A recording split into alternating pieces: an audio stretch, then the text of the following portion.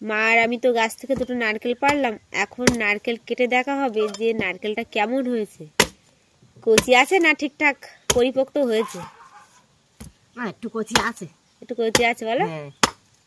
এখনো তো শুকনো হয়নি না।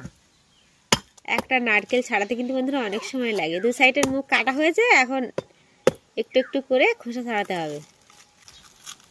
এই যে দেখুন বন্ধুরা কত বড় নারকেলের মালা হয়েছে দেখুন। মালা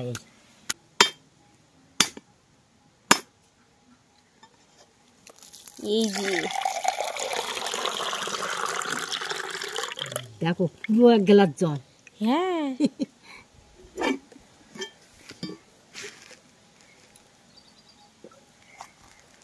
ওমা এখনো কচি, এখনো কচি। কি সুন্দর হয়েছে দেখুন বন্ধুরা, কি সুন্দর দেখাচ্ছে।